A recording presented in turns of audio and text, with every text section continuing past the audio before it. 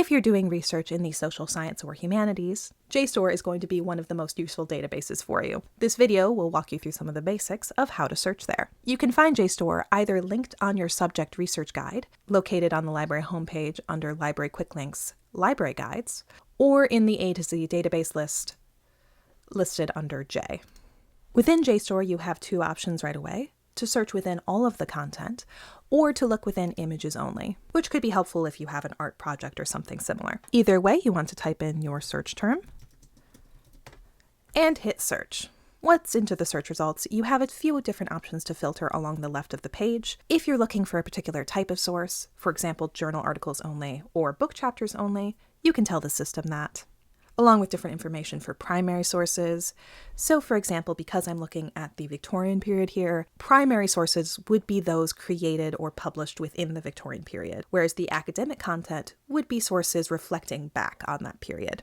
I would recommend expanding this date filter, especially if this is a requirement for your assignment, to use a source published within the last, let's say, 15 years. You can tell the system that by changing that first publication date. If you have a particular subject you're hoping to explore, maybe anthropology, maybe history, you can search that under subjects here.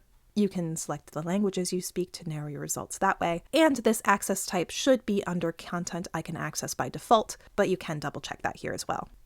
In terms of accessing these sources, you can either click the title to be taken directly to that content, or download that chapter or article so you can come back to it later. You have options to save this source by connecting your Google or OneDrive accounts, or by creating a Jstor account, which you will be able to do for free using your KCC access. And one of the most helpful options here is this citation tool, where you can get an MLA, Chicago, or APA citation for the source. Keep in mind that these sources might need some tweaking to be 100% accurate, but it can be very helpful to copy and paste this later, if nothing else, so you have a record of sources that you thought you might want to use, so it's easier for you to get back to them later.